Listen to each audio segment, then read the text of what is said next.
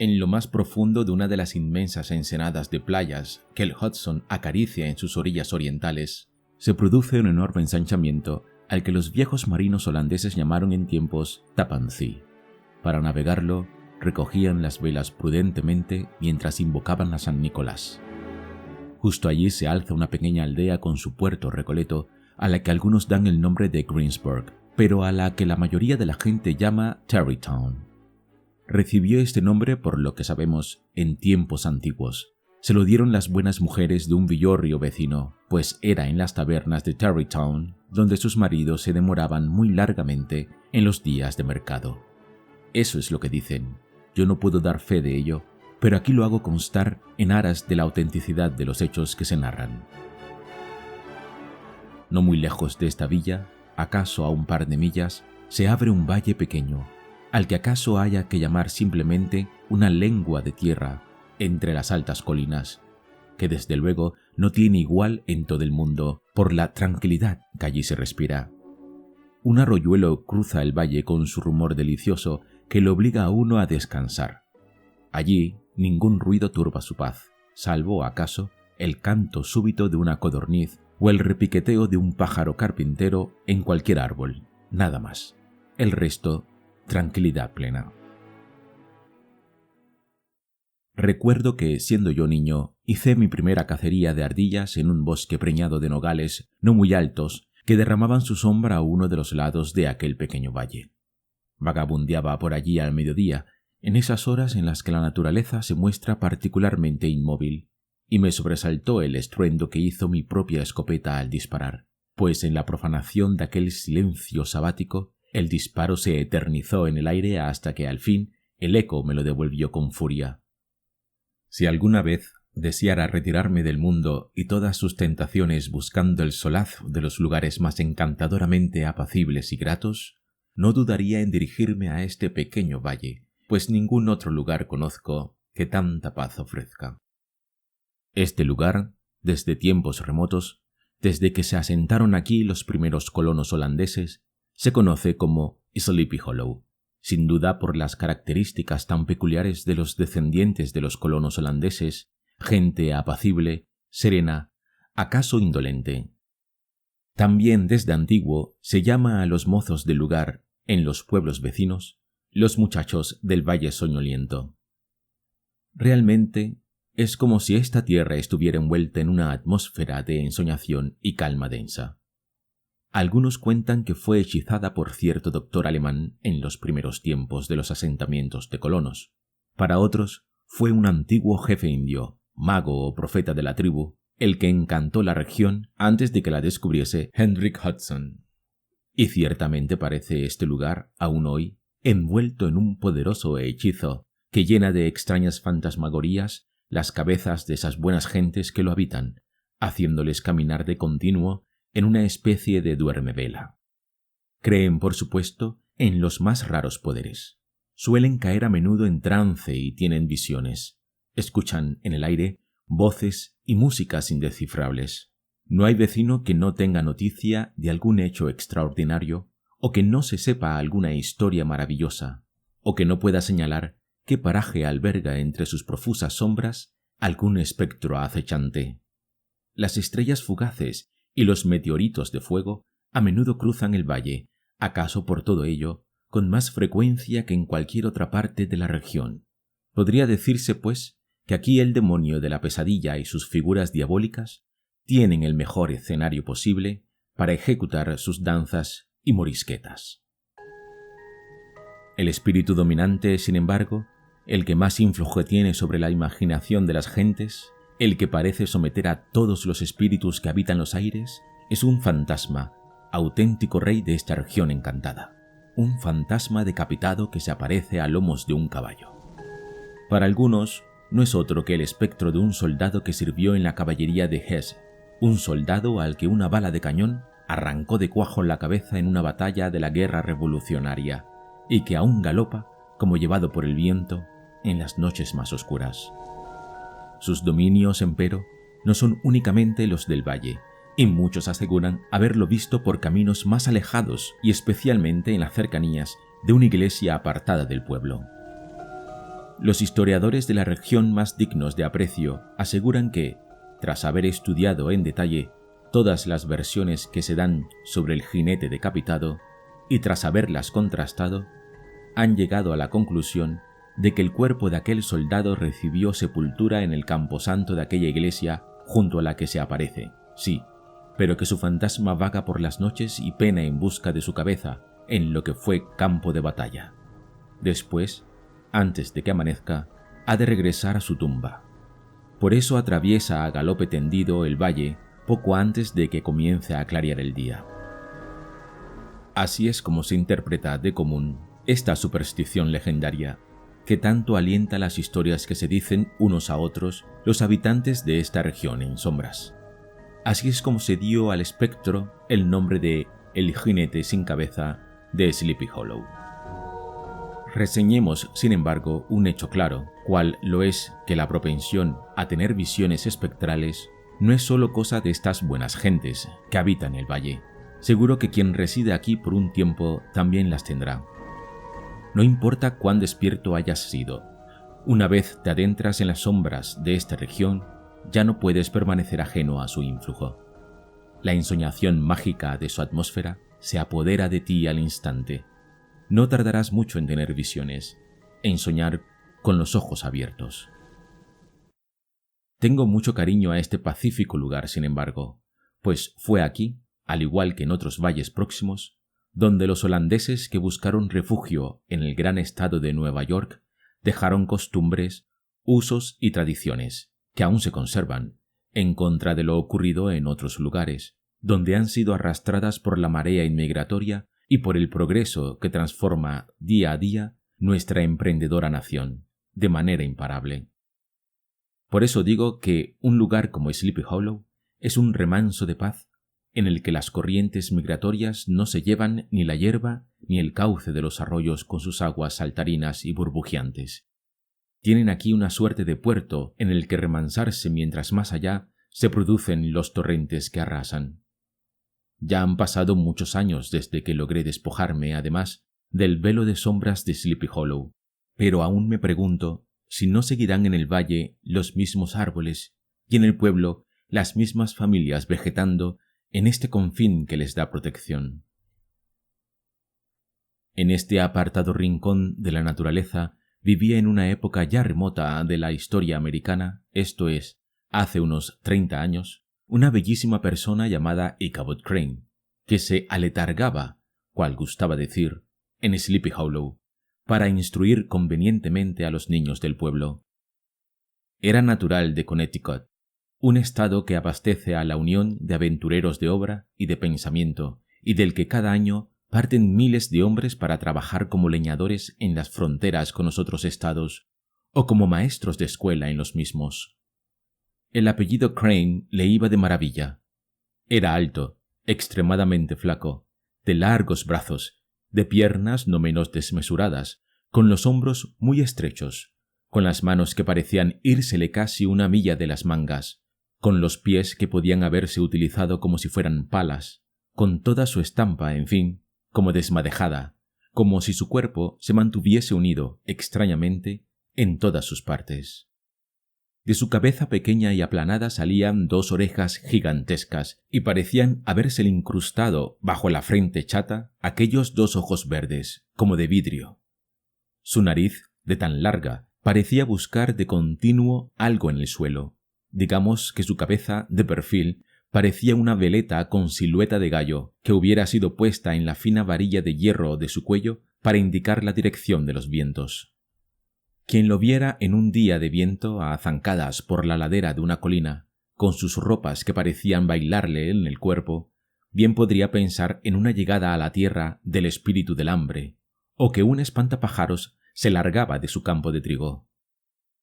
Su escuela estaba en una casa de una planta y de una sola estancia, una casa hecha de troncos, tosca y rural. En los cristales de la única ventana, varios de ellos parcialmente rotos, parches de hojas arrancadas de cuadernos escolares. No sin bastante ingenio protegía la casa, sin embargo, con un picaporte hecho de mimbre durante sus ratos de ocio, en la puerta, y unas estacas que apuntalaban la contraventana, de forma tal que el curioso arquitecto tenía por seguro que, de entrar algún ladrón, y aunque tuviera fácil el acceso, salir de allí le resultaría de veras difícil. Era como si se hubiese inspirado en una trampa para pescar anguilas creada por un George von Houten cualquiera. La escuela, en fin, se alzaba en un paraje solitario, a las afueras del pueblo, en un pequeño bosque que crecía a los pies de una colina. Un enorme abedul le daba sombra y un sinuoso riachuelo pasaba muy cerca. El murmullo de las voces de sus discípulos, como el rumor de una colmena, lo arrullaban en los pesados días del verano, aunque en ocasiones, al hacerse escandaloso, le obligaba a levantar la voz en tono de amenaza y reprobación, e incluso a aguijonear con un palmetazo la mano de uno de aquellos holgazanes jaraneros que tan escandalosamente se desviaban de la senda del conocimiento. A decir verdad, era un maestro concienzudo. Siempre tenía en mente esa máxima de oro que dice así: la letra con sangre entra. Desde luego, no mimaba mucho a sus alumnos el viejo Ichabod Crane. No quisiera que se le tuviese, sin embargo, por uno de esos maestros crueles y prepotentes que disfrutan haciendo sufrir y denigrando a sus discípulos. Por el contrario, administraba justicia con claro discernimiento entre el bien y el mal, más que con severidad. Exoneraba de peso las espaldas del más débil para hacerlo recaer en el más fuerte. Castigaba con indulgencia al que se estremecía con los golpes de su vara, pero brillaba clamorosamente la llama de la justicia cuando sacudía sin contemplaciones a un muchacho holandés cabezota y terco, a un pilluelo que, aun soportando el castigo, se le volviera contumaz y altivo, gruñón y despectivo ante cada golpe de su vara. Era lo que él decía cumplimiento de mi deber, encargado por los padres de sus alumnos. Cabe señalar, además, que nunca infligió castigo alguno a cualquiera de los muchachos sin antes asegurarle, para dar el necesario consuelo al insolente, que lo hacía por su bien, añadiendo: «Me estarás por ello agradecido de por vida». Cuando acababan las clases, empero, era siempre el mejor compañero de juegos de los niños. Las tardes de los días festivos acompañaba a los más pequeños hasta sus casas, muy especialmente a los que tenían alguna hermana mayor hermosa, o por madre a una buena ama de casa famosa en el vecindario por su excelente despensa. Por eso, sobre todo, hacía cuanto estaba en su mano para ser querido y apreciado por sus pupilos. Lo que cobraba en la escuela era muy poco, apenas le llegaba para comprarse el pan de cada día, y ha de hacerse notar que era hombre muy comilón y con unas tragaderas capaces de dilatarse como una anaconda, por lo que, a fin de vivir cual es debido, y siguiendo la costumbre de entonces para con los maestros, se alojaba y comía en las granjas de los padres de sus alumnos. Vivía una semana en cada granja. Iba de granja en granja, pues, con sus escasas pertenencias mundanas metidas en un pañuelo de algodón. Aquello, empero, no debía de resultarles en exceso gravoso a sus rústicos patrones, quienes de común consideran una carga excesiva alimentar a cualquier maestro y todo un derroche mantener una escuela, por lo que procuraba hacerse grato y útil a quienes le daban comida y techo. Así, y como no era cosa de exagerar, ayudaba a los labriegos en sus tareas más sencillas. Apilaba el heno, reparaba una valla, iba a la pradera a buscar el ganado que pastaba, cortaba leña cuando comenzaba a dejarse sentir el frío del invierno. No se mostraba entonces, en fin, con la dignidad arrogante de que hacía gala en la escuela, su pequeño imperio, y se comportaba no ya educado y cortés, sino decididamente obsequioso. Era la admiración de las madres por el cariño con que trataba entonces a sus hijos, sobre todo a los más chicos, y como el león que acaricia con sus garras al cordero que se va a comer, ponía en sus rodillas a cualquiera de los pequeños, mientras con el pie de la otra pierna mecía la cuna de otro aún más chico durante horas. Además de vocación semejante, hacía demostración de otras no menos reseñables. Era el maestro de canto del pueblo, y buenas y muy relucientes monedas le caían por enseñar a entonar debidamente los salmos a los jóvenes vecinos. No hay ni que decir cuánto se pavoneaba y gozaba los domingos en la iglesia, con su coro compuesto por cantores bien seleccionados, allí, en lugar preeminente, robando protagonismo, Lo sabía bien el maestro, al viejo pastor oficiante. Es verdad que su voz al cantar se dejaba sentir por encima del susurro de las oraciones. Todavía hoy se oyen en la iglesia los domingos por la mañana, durante la celebración de los oficios, unos trinos que, dicen los lugareños, son los legítimos descendientes de la nariz de Ichabod Crane. Trinos que pueden escucharse hasta más allá de una milla, a través del aire, por donde está la alberca. Así, pillando por aquí, trampeando por allá, como se dice vulgarmente, de un modo u otro, hacía más llevadera su vida el modesto pedagogo, incluso medianamente regalada, aunque eran no pocos, esos que nada aprecian el trabajo intelectual, los que creían que llevaba una vida muy fácil, maravillosamente apacible, a cambio de nada, de ningún esfuerzo. Un maestro de escuela es, por lo general, un hombre, sin embargo, tenido por importante en el círculo femenino de las comunidades rurales. Se le tiene por una especie de ídolo, por un caballero tan ocioso como culto, superior, por ello, a los hombres gárrulos que componen el elemento masculino de los pueblos. ¿Acaso únicamente se le considere inferior en saberes con respecto al pastor de la iglesia?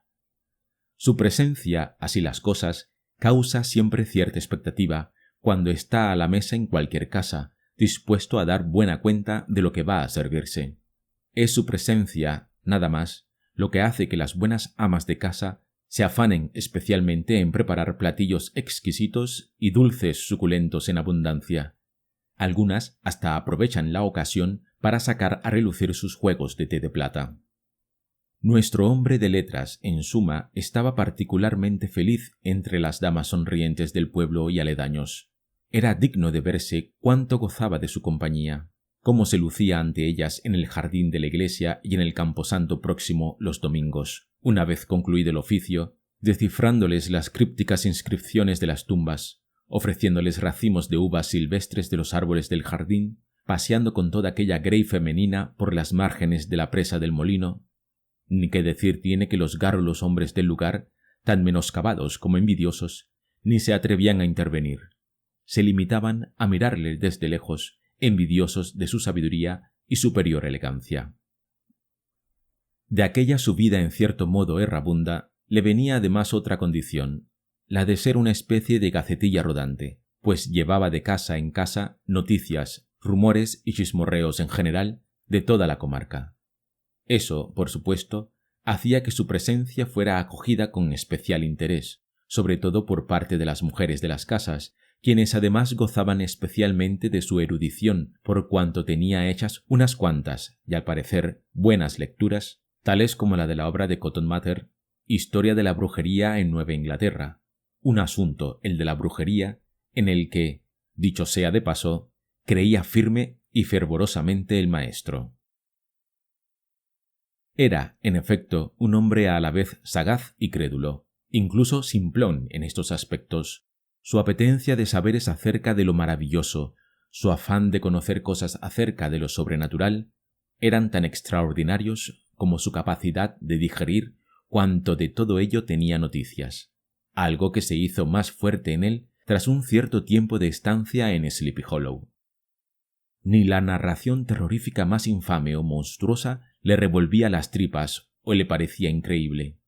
Cuando cerraba su escuela a la caída de la tarde, solía ir a tumbarse plácidamente sobre los tréboles arracimados que le ofrecían un dulce lecho a la orilla del arroyo, y allí se daba a la lectura de las truculentas historietas narradas por el viejo Mather, hasta que la oscuridad hacía que las líneas de las páginas aparecieran borrosas ante sus ojos. Era entonces cuando, de camino a la granja en la que se hospedara por aquellos días, evitando tierras de légamo y atravesando bosques tan frondosos como oscuros, su imaginación, con cada crujido de una rama, con cada rumor de hoja o de plantas silvestres, se impresionaba sin duda por lo que había leído antes, llenándose el maestro de un pavoroso escalofrío tan fuerte como constante. El graznido de un ave nocturna, el croar de una rana, el canto hiriente de una lechuza, un aleteo de pájaros asustados ante sus pisadas, lo estremecían. Se asustaba incluso de las luciérnagas, que tanto brillan en la oscuridad y que tan a menudo le salían al paso. Y si una cucaracha voladora se estrellaba contra su cabeza, creía estar poseído al momento por un maleficio fatal. Así no era capaz de hallar paz más que entonando alguno de los salmos, lo que además le ayudaba a evitar tan turbadores pensamientos. Pero con ello no hacía sino llevar el pánico a las pobres gentes de Sleepy Hollow, que en mitad de aquella hora crepuscular, sentadas a las puertas de sus casas, al escuchar aquella su voz gritona y nasal, en lazos de dulzura perdurable, se horrorizaban ante eso que les llegaba desde más allá del camino polvoriento que tenían ante sí. Otra de las fuentes de su gozo acaso un tanto doloroso, era el que le procuraba la compañía de aquellas mujeres holandesas en las noches de invierno ante el hogar de cualquier casa, las cuales relataban historias de demonios ya aparecidos mientras cosían y se asaban las manzanas al fuego, o historias de bosques y de ríos encantados, o de caminos y hasta de casas hechizadas. Mas, por sobre todas, la historia que lo dejaba sobrecogido era la del jinete decapitado, la de aquel soldado sin cabeza que galopaba de noche por el valle. En justa correspondencia, él les refería casos de brujería, augurios terribles, apariciones portentosas, extraños sonidos que lleva el aire, con sus respectivas significaciones, cosas que, según la tradición, habían acontecido en tiempos en Connecticut, y disfrutaba entonces asustando a las crédulas mujeres con sus especulaciones acerca de cometas y estrellas fugaces que trazaban círculos en el cielo, lo que según su decir suponía la llegada de cambios terribles para el mundo, por no hablar de las cabriolas que según él hacía nuestra propia tierra en sus rotaciones, obligándolas a estar más de media vida cabeza abajo. Aquel placer, sin embargo, se trocaba en terror cuando quienes participaban en esas reuniones junto al fuego del hogar salían de la acogedora estancia. Figuras esquivas, de presencia inexplicable, sombras por los senderos, amenazantes como una presencia real, nieve que brillaba como una sepultura marmórea entre las sombras, haces de luz a lo lejos, vibrantes, en una ventana, un arbusto nevado que, cual una fantasmagoría, aparece de pronto en el camino, pisadas lentas, temibles sobre la tierra. ¿Cuántas veces estuvo a punto de morir de angustia el maestro cuando creyó oír en el soplo del viento entre los árboles el paso de un jinete sin cabeza que cabalgaba por el bosque? No eran, sin embargo, más que los lógicos terrores nocturnos, los propios de cuando uno regresa de noche a su casa a través de las sombras. No eran, pues, otra cosa que los fantasmas de la mente. Aunque estaba seguro de avistar espectros, incluso al mismísimo Satán en cualquiera de sus formas, siempre la luz del día ponía fin a sus demoníacos terrores.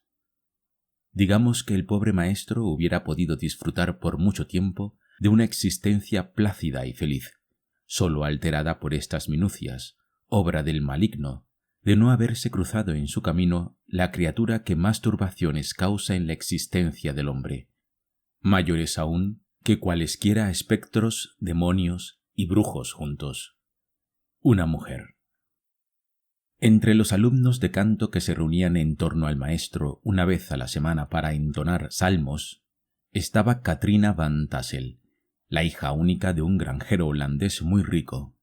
Bellísima, estaba en la flor de sus espléndidos 18 años, lustrosa como una perdiz, suave y delicada, de rosadas mejillas, apetecible, en fin, como los melocotones que cosechaba su padre, y famosa y deseada no sólo por su hermosura, sino precisamente por ser la heredera única de la riqueza que había hecho su padre, lo que aumentaba las expectativas con respecto a tan notable damisela.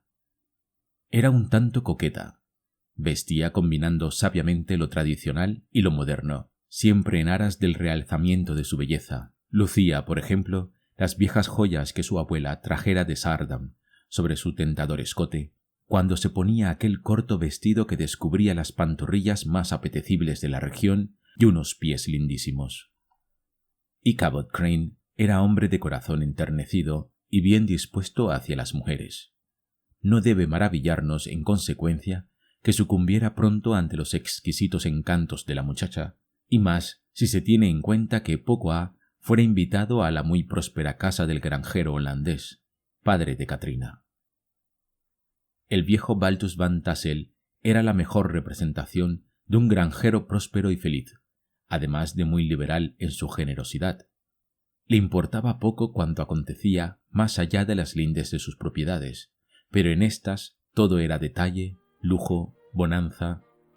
Tampoco hacía ostentación de su riqueza, pues prefería disfrutar de cuanto tenía en vez de presumir de lo logrado. Su granja estaba en las orillas del Hudson, en un rincón natural hermoso, muy verde y fértil, a salvo de los malos vientos, en el sitio, pues, donde más le costó echar raíces a los colonos llegados de Holanda. Un gran olmo daba amparo a la casa, y junto al árbol imponente una fuente de aguas límpidas y frescas vertía en un barril, el cual, a su vez, las derramaba entre la hierba hasta unirlas a un arroyo próximo que parecía musitar su arrullo permanente a los alisos y sauces enanos que tenía por vecinos. El granero próximo a la mansión del holandés era tan enorme que podía haber sido habilitado como iglesia, enorme y próspero. Tan atiborrado estaba de los tesoros que la tierra daba generosamente a su propietario, que parecía ir a reventar en cualquier momento por sus ventanas y la puerta.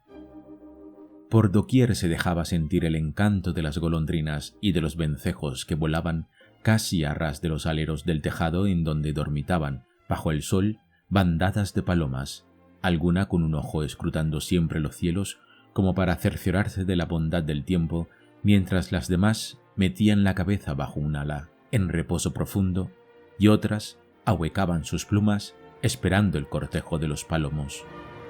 Abajo, enormes, gordos, rozagantes, los cerdos hocicaban en la abundancia y se refocilaban en la paz de sus zahurdas, mientras los lechones asomaban el hocico entre las tablas que los guardaban como para deleitarse con el aire y los aromas de la cochiquera. Un escuadrón de gansos en el estanque parecía maniobrar ofreciendo escolta a varias flotillas de patos, mientras todo un regimiento de pavos se lucía ante las gallinas que parecían protestar ante tamaña exhibición, cloqueando de manera desafinada y malhumorada, como las amas de casa. Ajeno a todo esto, sin embargo, el gallo, como un digno caballero, como un ejemplo de esposo o de guerrero, batía altivo sus alas como de acero y lanzaba su alegre canto, mientras escarbaba con sus patas para llamar a sus hijos y a sus esposas a compartir con él un suculento manjar que acababa de descubrir. Salivaba de gusto el pedagogo mientras contemplaba todo aquello, la mejor provisión para un duro invierno. Su imaginación voraz le hacía ver a su alrededor a los lechones rellenos de pudín y prestos a ser asados con una manzana en la boca, a los pichones en un lecho de hojaldre y arropados por una sábana de crujiente y bien tostada corteza, a los gansos nadando ahora en su propia salsa, igual que los patos, que lo hacían en parejas, cual matrimonios perfectos, pero sobre una salsa de cebollas, como compitiendo con los gansos en galanura. En los cerdos veía ya las plateadas vetas del tocino brillando entre el sabroso jamón, y ni uno solo de los pavos quedaba libre de aquellas ensoñaciones del maestro, que se los presentaba trufados, con la molleja bajo un ala y con un collar de jugosas salchichas. En cuanto al muy altanero cantor de las granjas, es suficiente decir que lo veía ya patas arriba, en una bandeja, implorando una suerte de clemencia que en vida jamás hubiera recabado. Todas estas fantasías arrebatadas tenía el fervoroso Ichabod, y cuanto más miraban sus ojos verdes hacia cualquier lugar de aquella feraz tierra, con sus trigales, con su centeno, con su maíz, con su cebada, o a los árboles que rendían sus ramas de tanto fruto como en ellas había, o hacia los huertos que rodeaban la mansión de Van Tassel, más aceleradamente le latía el corazón, sobre todo porque lo hacía pensando en la damisela que heredaría aquellos dominios.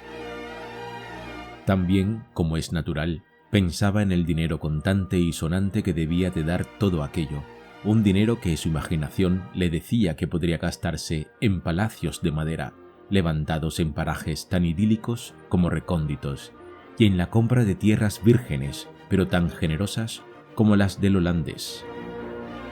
Aún iban más lejos sus fantasías. Se imaginaba ya a la gentil Katrina rodeada de un montón de niños, en una carreta cargada con ollas y pucheros, con toda clase de cacharros de cocina entrechocándose, y montado él mismo a lomos de una yegua mansa a cuyo lado iba al paso un potrillo, camino de Tennessee, camino de Kentucky o camino de solo Dios sabía dónde. Cuando entró en la casa propiamente dicha, en aquella mansión, su corazón quedó definitivamente cautivo. Era una de esas casas de granja espaciosas, de tejado a dos aguas que llegaban casi hasta el suelo, según el tipo de construcción de los primeros colonos holandeses. Unos tejados cuyos aleros, hacia afuera, al caer, formaban pórticos en los que guarecerse en los días de lluvia, y de cuyas traviesas de madera colgaban arneses de caballerías, aperos de labranza y redes para pescar en el río cercano.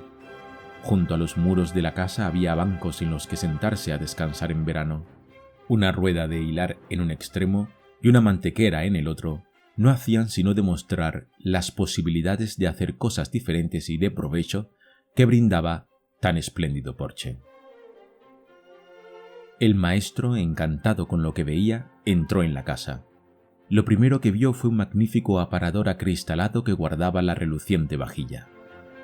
En un rincón de la sala vieron sus ojos un gran saco lleno de lana presta para ser hilada. En otro, una pila de lino recién sacada del telar. Había en las paredes mazorcas de maíz, manzanas y melocotones secos en ristras, contrastando con el rojo fuerte de los pimientos igualmente colgados en ristras. Una puerta a medio abrir permitía ver el gran salón de la casa, en el que unas mesas de caoba purísima refulgían como espejos y las sillas que había en torno a ellas se aferraban al suelo sólidamente, con sus patas labradas. Ante el lugar, un morrillo con pequeñas palas y tenazas y atizadores parecía un mazo de espárrago de hierro. Sobre la repisa de la chimenea, macetas y conchas marinas. Más arriba, en la pared, una cadena hecha con pequeños huevos de pájaro coloreados, y más abajo aún pendía un tremendo huevo de avestruz. En una esquina, un anaquel descubierto para que se viera bien mostraba todo un tesoro de plata antigua y de piezas de porcelana de la China. Desde el primer momento en que Ichabod paseó su mirada por aquellas maravillas, quedó turbada su paz interior de siempre. A partir de aquel instante no hizo sino concentrarse y estudiar cómo ganarse los favores más afectuosos de aquella perla tan valiosa que era la hija de Van Tassel. Una empresa, sin embargo, que presentaba no pocas dificultades, muchas más de las que en otros tiempos se veían obligados a superar los caballeros andantes que sólo tenían que luchar contra gigantes, magos, dragones que expulsaban fuego por sus fauces y otras criaturas semejantes, fáciles de vencer con sólo echar abajo una puerta de hierro o de bronce y unos cuantos muros de diamante. Así accedían al castillo encantado donde presa les aguardaba la dama de sus amores, cosa tan simple como abrirse paso con un cuchillo a través de un pastel de navidades. Allí la dama se arrojaba en brazos del caballero como la cosa más natural del mundo. Ichabod, por el contrario, tenía que luchar duro para conquistar el corazón de aquella damisela coqueta y caprichosa. Un corazón que le latía como si se hubiese perdido en un laberinto de extravagancias y caprichos, querencioso de una cosa ahora y de la contraria poco después. Algo, en fin, que ofrece incontables quebraderos de cabeza si se trata de lograr una conquista amorosa, asunto para el que, encima, habría de hacer frente a los impedimentos que le opusieran aquellos rudos mozos del pueblo que en legión también pretendían a la hija del próspero holandés. Eran muchos, pues, los fantasmas de carne y huesos estos que se apostaban en los caminos del corazón de la muchacha a la espera de que ella los llamase. Además, recelaban los unos de los otros, se dirigían terribles miradas de odio, se mostraban en fin dispuestos a combatirse sin piedad en aras de la pieza ansiada, dispuestos también, además, a unirse para espantar a quien osara convertirse en el nuevo pretendiente de la heredera. El peor y más peligroso de todos era un muchacho vocinglero y engallado que se llamaba Abraham o Bron van Bront, por decirlo a la holandesa. Un tipo achulado, de mirada pícara, que era en la región todo un héroe merced a su fuerza y a sus baladronadas a menudo temerarias. Era muy ancho de espaldas y tenía macizos y musculados los brazos. Llevaba sus cabellos rizados y negros muy cortos y tenía de continuo en la cara un aire que, si no era jovial del todo, tampoco lo era de ruda arrogancia. No era, en general, un muchacho de aspecto desagradable. Le llamaban Brom el Huesos, por la dureza de sus músculos relucientes y su aspecto hercúleo, y era harto elogiada su destreza en la monta de caballos. De hecho, viéndole cabalgar, parecía tan imponente como un jinete tártaro. Era siempre el primero en las carreras y en las peleas de gallos. Como en el medio rural se aprecia tanto la fuerza, que es cuanto más se respeta, por otra parte, mediaba en todas las disputas y emitía sentencia con un tono de voz y un aire todo que cohibía a quien fuera y evitaba cualquier apelación. Por otro lado, no volvía la cara ante cualquier bronca y gustaba de la broma y de la fiesta, pero su temperamento era hijo no de la mala sangre, sino de un cierto carácter travieso e infantil, pues tras su aparente brutalidad se descubría fácilmente un pozo de alegría espontánea y de buen humor. Tenía 3 o 4 buenos amigos que lo habían tomado por el modelo a seguir. Con ellos iba por toda la comarca de Francachelas o en busca de pelea y bronca, si se terciaba, aquí y allá, incluso muchas millas a la redonda. En el invierno destacaba entre todos los demás hombres de su edad por su gran gorro de piel del que pendía una muy llamativa cola de zorro, cazado por él mismo, y cuando quienes en algún lugar estaban de fiesta veían a lo lejos ese gorro galopando al frente de una partida de diestros jinetes, sabían de inmediato que habría pelea.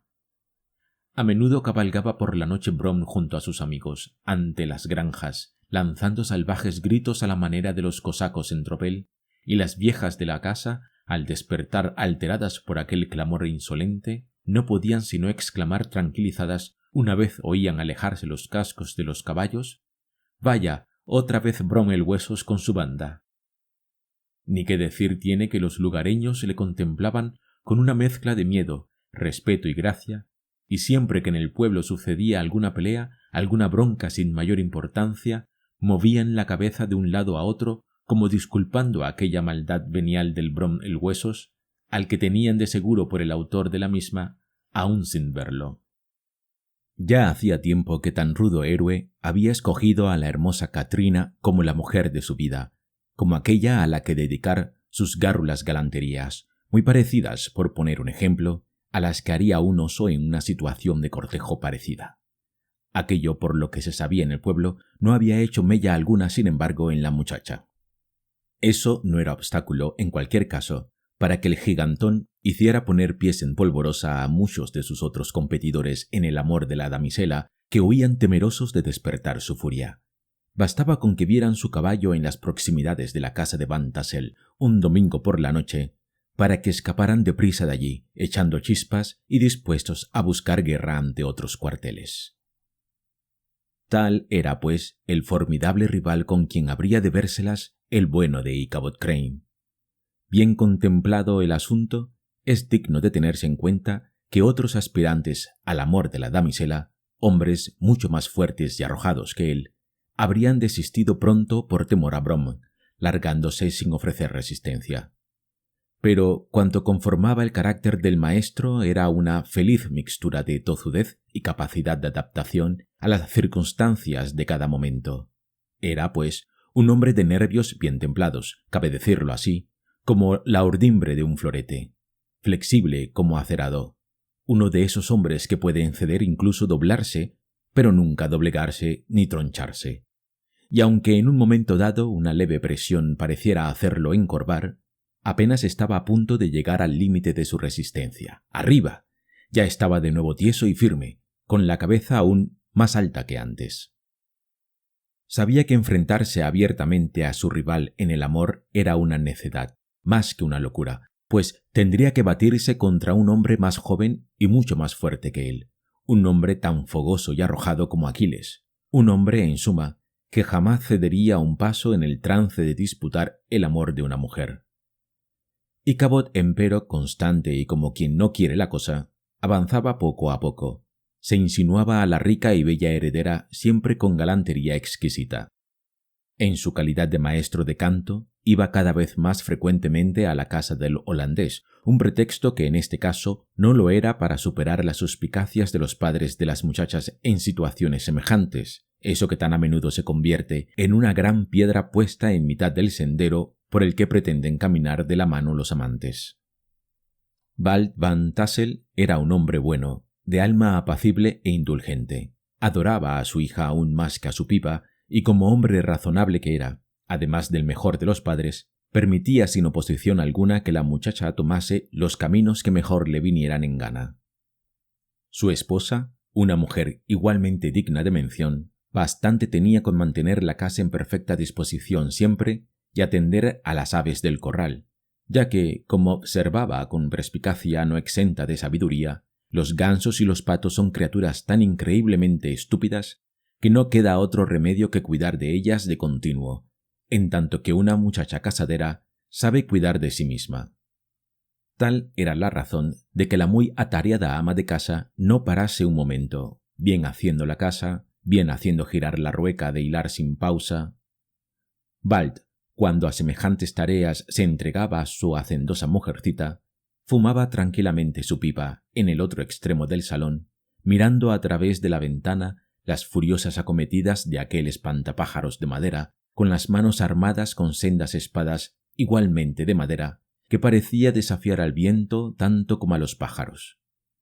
Mientras, hay que decirlo así, Ichabod atacaba las resistencias últimas de la hija de los granjeros, en defensa de su nobilísima causa, bajo el gran olmo de la fuente, o paseando hacia el crepúsculo cuando el día comenzaba a declinar, la mejor hora para que los enamorados hagan gala de su elocuencia. No puedo presumir acerca de cómo se conquistan los corazones femeninos. Eso es algo que siempre ha constituido para mí un asunto tan digno de admiración como enigmático. Algunos de esos corazones parecen tener un único punto vulnerable por el que acceder, y otros, por el contrario, pueden ser conquistados de 1000 maneras distintas. Supone eso que han de ponerse en práctica, pues, miles de artimañas para hacerse con el favor de una damisela. Mas, si hemos de convenir en que es todo un triunfo hacerse con el favor de uno de esos corazones citados en primer lugar, los que nada más tienen una vía de acceso, mantener cautivos a los citados en segundo lugar exige aún mayor destreza, mayor lucha del hombre en la tarea, ardua cual batalla, de mantener bien vigiladas todas sus vías de acceso. Es como defender una fortaleza, para lo cual no ha de olvidarse una sola ventana, una sola puerta. Así, el que sea capaz de alzarse con la conquista de 1 millar de corazones podrá hacer alarde al tiempo de su derecho a la fama y al reconocimiento, si bien solo podremos considerar un héroe de verdad a quien logre mantener su dominio por mucho tiempo sobre el corazón de una dama coqueta. En este supuesto acerca de las artes del galanteo no se contempla, como es lógico pensarlo, al temido Brom el Huesos, pues desde el inicio de la corte que hiciera Ichabod Crane para ganarse el favor de la hija del rico granjero, pareció ceder en la intensidad de su asedio. Apenas se veía ya su caballo los domingos por la tarde cerca de los establos de la granja, lo que no quiere decir, sin embargo, que no se hiciera más ostensible que nunca antes la enemistad entre él y el maestro de la escuela de Sleepy Hollow. Brom, a quien adornaba una suerte de ruda, por no decir brutal, caballerosidad, hubiera preferido dirimir tal disputa en una suerte de campo de batalla abierto, ante los ojos de todos, lo que equivale a decir que librando un combate que sirviera para calibrar ante la dama querida las posibilidades de cada uno, al modo y manera de los caballeros de antaño, los cuales así de simple establecían su derecho sobre el corazón de una mujer. Mas Ichabod, sin embargo, sabía bien que su oponente era mucho más fuerte, que nada lograría en un enfrentamiento directo contra él, así que eludía cualquier cosa que se pareciera a una disputa frontal. Para colmo, hasta sus oídos alguien había llevado una baladronada de Brom el Huesos, quien, según aquellas noticias que recibiera Ichabod, iba a tronchar en 2 al maestro para meterlo así partido en el armario de la escuela. Si por algo se caracterizaba a Ichabod era por su cautela. No iba a darle, pues, la oportunidad de partirle en 2, y hay que reconocer que había bastante de provocación hacia el rival en su actitud pacífica, en sus afanes de no concederle el combate ansiado. Tanta obstinación por parte de su rival hacía que Brom el Huesos no cejara en su empeño de urdir tretas y más tretas, algunas de una bellaquería indecible, para llevar a su terreno a aquel increíble y aparentemente inabordable rival, lo que no quiere decir sino que, al cabo, el pobre maestro pasó a ser la víctima favorita de las maldades tramadas por la banda de Bromelhuesos, dispuesta a dar todo su apoyo al jefe. La banda en su tropel de caballos comenzó pues a hacer una incursión y otra en los hasta ahora entonces tranquilos dominios del maestro. Unas veces taponaba la chimenea del tejado, con lo cual la escuela se llenaba de humo. Otras, ya de noche, entraban en la escuela y volcaban pupitres y mesas, tiraban por el suelo los papeles y los libros.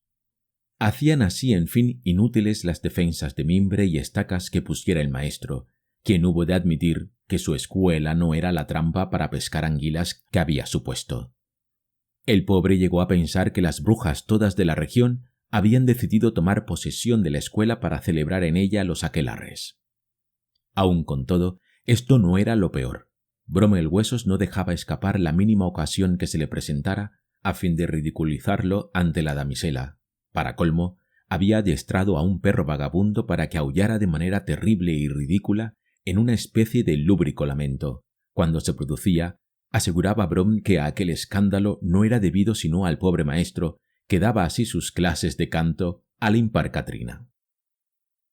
Así estuvieron las cosas durante un tiempo, sin que se produjera ningún cambio digno de mención en la estrategia guerrera de los contendientes. Una tarde de otoño muy hermosa, se hallaba Ichabod sumido en sus reflexiones, con las posaderas descansadas en el alto taburete desde el que dominaba su pequeño imperio escolar y cuanto hacían sus alumnos, blandiendo en su mano la vara de castigar, aquella especie de representación un tanto espectral de la justicia con que ejercía su poder. Tenía detrás, colgada en la pared de 3 clavos roñosos, otra vara, por si se le rompía la primera, y delante, sobre su mesa, alguna que otra arma y unas cuantas cosas de contrabando que había decomisado a sus alumnos, tales como una manzana herida por unos cuantos mordiscos, varias cerbatanas, peonzas, jaulas para moscas y grillos y un montón de pajaritas de papel, lo que denotaba que no mucho antes habíase visto obligado a impartir justicia, haciendo víctima de ella a cualquiera de los pilluelos que acudían a oír su sabia palabra. De hecho, los muchachos permanecían ahora en silencio, fijos los ojos en sus libros. Todo lo más, algunos cuchicheaban muy bajito sin perder de vista al maestro, por si se les acercaba vara en ristre. Un murmullo sutil, de expectativa temerosa, flotaba en el ambiente de la clase. De súbito se rompió aquel silencio, empero, con la entrada en la escuela de un negro que vestía chaqueta y pantalones de estopa y que se tocaba con un viejo y mugriento sombrero de copa, como un mercurio con sombrero. Había llegado montando un penco flaco, medio salvaje y cojo, al que guiaba no más que con una soguilla atada a los belfos. Naturalmente su presencia en la puerta de la escuela no pudo pasar inadvertida, al contrario, y mucho menos para el maestro, puesto que le llevaba un recado según el cual, aquella misma noche, el matrimonio Van Tassel y su hija ofrecían una recepción a la que estaba invitado muy especialmente. El negro declamó, más que decirlo, su mensaje de manera harto elocuente, haciendo un gran esfuerzo por decirlo con las palabras más a propósito para tan magno evento, cual solían hacerlo los negros de aquellos días, habitualmente utilizados como embajadores para llevar todo tipo de recados y encomiendas. Después volvió a subirse a su penco y pronto se le perdió de vista, galopando, no tan ceremoniosamente como veloz, hasta perderse en lo más oculto de la hondonada, cual debe hacerlo un buen mensajero. No cesó con su ida el follón que entre el alumnado provocó aquello, perdida ya la paz que dominaba la clase una vez consumado el último castigo. Con la anuencia del maestro dieron cuenta los alumnos de sus lecciones a toda prisa, sin parar mientes en la observación de esos aspectos que de común, minucioso, les exigía el bueno de Crane.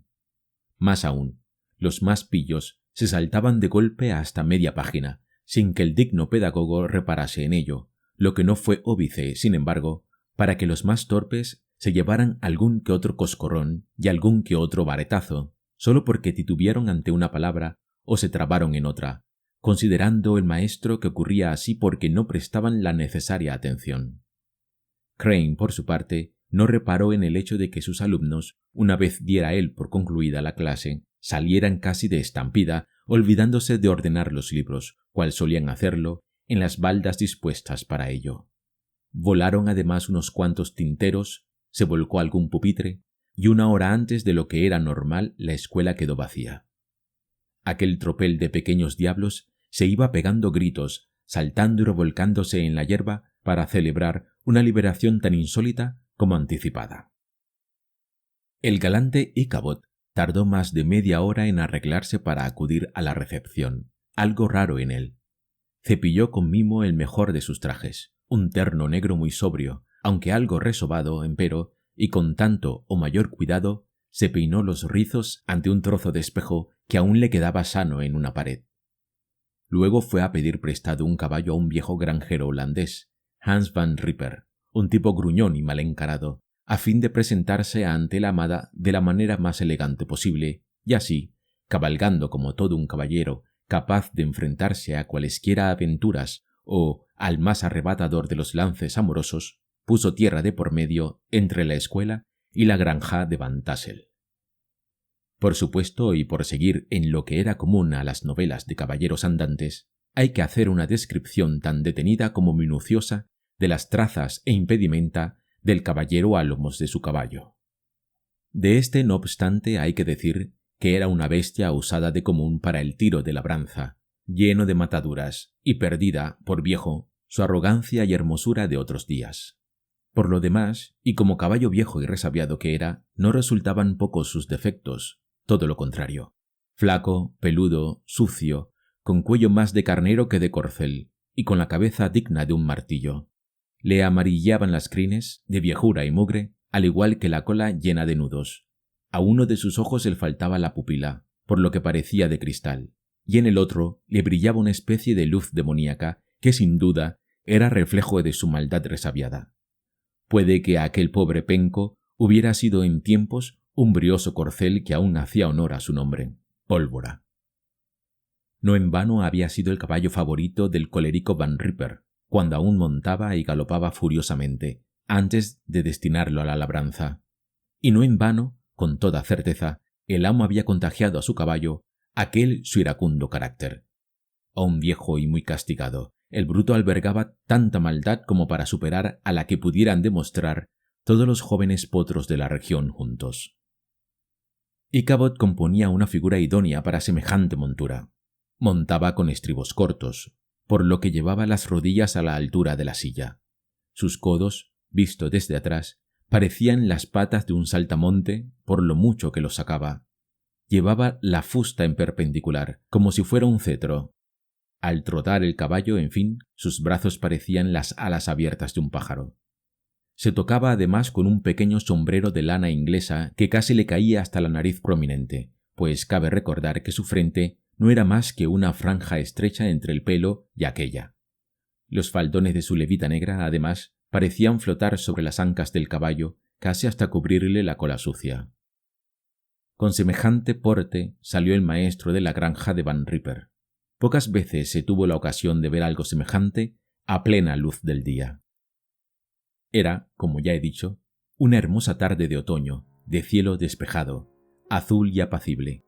Así que la naturaleza mostraba esa su librea dorada que nos sugiere abundancia, cuando los bosques parecen poner en el ambiente pinceladas de profusos ocres y amarillos. La helada de la noche anterior había dejado, además, una hermosa capa púrpura sobre los árboles más tiernos y frágiles, y otras de naranja y de escarlata en los más firmes y grandes. Atravesaban los patos salvajes el horizonte en bandadas interminables. Hasta podía oírse latir el corazón de las vivaces ardillas, incesantes en su corretear por entre los bosques de hayas y de nogales, mientras los rastrojos de las veredas parecían abrirse cual telones de teatro, para que se dejara oír el canto largo y solitario de una codorniz. Los pajarillos del bosque se despedían ya del día, regalándose con un banquete en lo alto de las ramas tremolantes, y piaban y saltaban por doquier, de árbol en árbol, gozosos en su libertad de escoger uno u otro, esta o aquella rama, felices entre tantos árboles como tenían. Había petirrojos, ese pájaro que suele ser la diana preferida de los cazadores más jóvenes, revoloteando mientras sin desmayo soltaban sus notas siempre altas, como en un lamento. Había también mirlos cantores que en algunos claros parecían haberse puesto de acuerdo para formar una sola nube negra, y pájaros carpinteros de alas relucientes como los chorros del oro y con el penacho de fuego, hermosos con su amplia gorguera. Y el pájaro del cedro, con las alas rematadas en puntas rojas, la cola en amarillo y su pequeño sombrero de plumas, y el arrendajo, una especie de barbián vocinglero que parece lucir un chaquetón de espejos azules y debajo un traje blanco, pájaro chillón y zalamero, cobista en sus continuas reverencias, como si deseara congraciarse con todos los demás pájaros cantores del bosque para que le perdonaran sus gritos y desafinaciones. Ícabod, a paso lento ahora, continuaba a caballo mientras sus ojos, atentos en toda circunstancia a cualquier cosa que sugiriese abundancia en la cocina, hacían una suerte de deleitoso inventario de las maravillas que ofrecía tan pródigo otoño. A cada lado del camino veía, pues, ora un almacén hasta arriba de manzanas, las unas venciendo con su maduro peso las ramas de los árboles, las otras ya recogidas en cestos incontables y prestas a ser llevadas a los mercados, las de más allá apiladas para ser en breve pasto gozoso de la prensa que habría de convertirlas en sidra excelente. Más allá, en los apartados campos de maíz, se alzaban magníficas las doradas mazorcas, como escapando del abrigo de sus hojas, como ofreciéndose gustosas a las diestras manos que harían de su sabrosura no menos apetecibles pasteles. Y en la misma tierra, las calabazas restallantes de brillo, ofreciendo a sus ojos esos sus prominentes vientres dignos de los mejores platos. Atrás los trigales, atravesaba ahora Ícabod campos en los que se disfrutaba del olor dulce de las colmenas, lo que hacía que unas ilusiones no menos dulces comenzaran a cobrar forma en su mente ensoñecida de tanta paz y maravilla.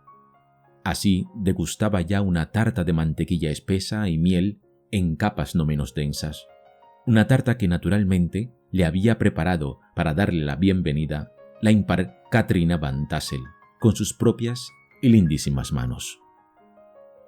Así, con tan amelcochadas imaginaciones, alimentaba sus sueños cuando iba por las faldas de unos cerros desde los que se avistaba uno de los más hermosos paisajes del Hudson. El sol, como una gran rueda, se iba deslizando poco a poco hacia los abismos del oeste. El amplio seno del Tappan Zee se mostraba ahora remansado como un cristal impoluto. Solo algún leve salto del agua alteraba el reflejo de la inmensa sombra azulada de las montañas.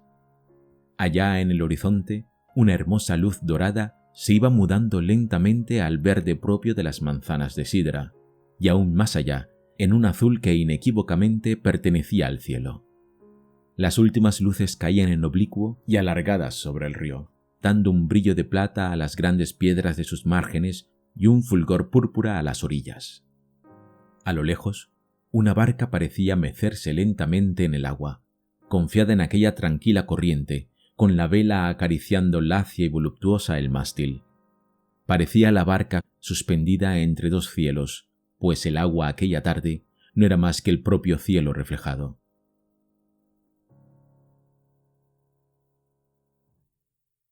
Estaba a punto de caer la noche, también infinitamente apacible, cuando llegó Ícabod a los dominios de Herr von Tassel. Ya estaba la casa llena con la florinata de la región.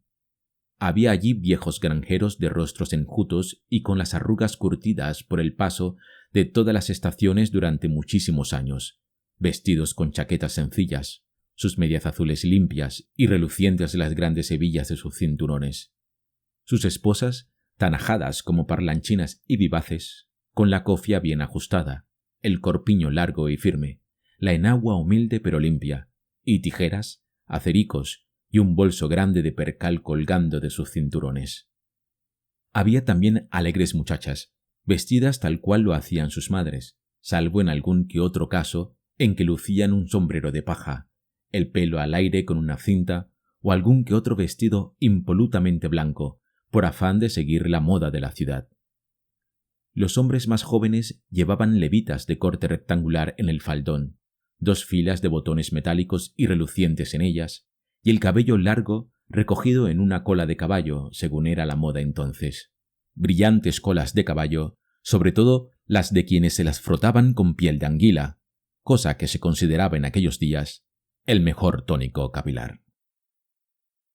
Bromwell Huesos, como no podía ser menos, era el héroe principal de aquella escena.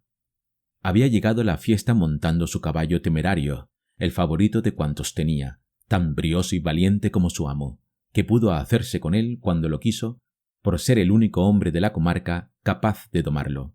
Además, siempre prefirió caballos rebeldes, incluso resabiados, o los que se sabían todos los trucos de los jinetes expertos en doma, esos caballos, en fin, con los que hay que ser muy diestro si no quieres acabar partiéndote el cuello. Decía Bromwell Huesos que un caballo dócil solo era propio de cobardes.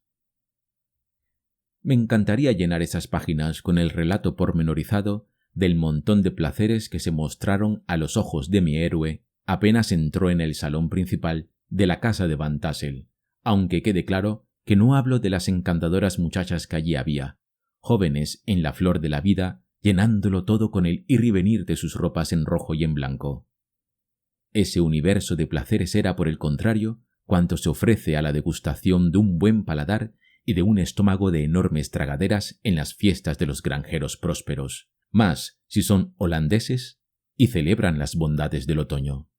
Qué enorme cantidad de fuentes llenas de todos los pasteles habidos y por haber, y de pastas, y de otros dulces cuya relación sería inacabable, delicias cuyas recetas se cuidaban muy mucho de decir a las otras aquellas hacendosas amas de casa holandesas, y el muy ilustrísimo Dognot, y el Olive Koek tan esponjoso, y el Kruller crocante y de sabor tenue, delicadísimo, y bizcochos, y una exquisita tarta de jengibre, e incontables pastelitos de miel, y tartas de manzana, de melocotón, y jamón cortado en lonchas, y de carne ahumada, y conservas y confituras de ciruelas, de pera y de membrillos, y enormes parrilladas de pescado y pollos asados por docenas, y cuencos rebosantes de leche recién ordeñada, y más cuencos hasta arriba de crema dulce, todo arbitrariamente puesto sobre las mesas, tan arbitrariamente como mi propia enumeración de las viandas, pero, eso sí,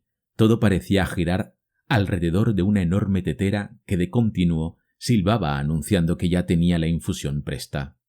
Que Dios los bendiga. Me faltan el tiempo y la capacidad necesarios para describir convenientemente aquel banquete cual sería debido y justo hacerlo, y pues tengo que apresurarme en la conclusión de la historia, sigamos a otra cosa. Ichabod Crane, felizmente, no tenía tanta prisa como yo, el que relata su historia, y se deleitó, como cabe imaginar que lo hizo, con todas aquellas y muy auténticas delicias, es verdad que con cierta pausa y hasta con ceremonia, pero sin despreciar nada de ningún plato. Era un hombre bondadoso y agradecido, de buen conformar y con un corazón tan grande como capaz era su cuerpo flaco, sin embargo, de ensancharse increíblemente para dar cabida a todo lo que engullía. Parecía unido en extática unción a las divinidades, merced a la comida, como otros parecen estarlo merced a la bebida. Por lo demás, no entornaba los ojos mientras degustaba tanta exquisitez, sino que los mantenía bien abiertos, desplazándolos de un lado a otro a la par que comía a dos carrillos, acariciando la ilusión de que todo aquello, algún día no muy lejano, bien podía ser suyo gracias a su matrimonio con la rica heredera del anfitrión. Si tal ventura le acontecía, pensaba sin dejar de masticar, sin dejar de mirar, abandonaría la escuela sin volverse para echarle una última mirada. Haría una higa con su dedo a todos los Van Ripper de la comarca y a todos los miserables que de mala gana lo acogían en sus casas, y pobre del maestro de escuela que se atreviera a llamarle compañero. El viejo Balthus Van Tassel iba de un grupo a otro de invitados, con el semblante alegre, rojo de contento y buen humor, orondo y grato como una luna nueva de aquel otoño dadivoso. Era un excelente anfitrión sin exageraciones, expresivo, pero sin hacer notar a los otros su munificencia.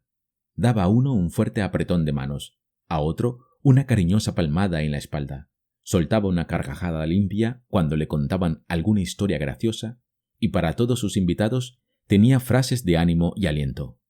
«Vamos, muchachos, Sírvanse ustedes mismos cuanto quieran, que no tiene que quedar nada en las fuentes. No pasó mucho rato hasta que desde el salón contiguo se dejara sentir una música que invitaba al baile.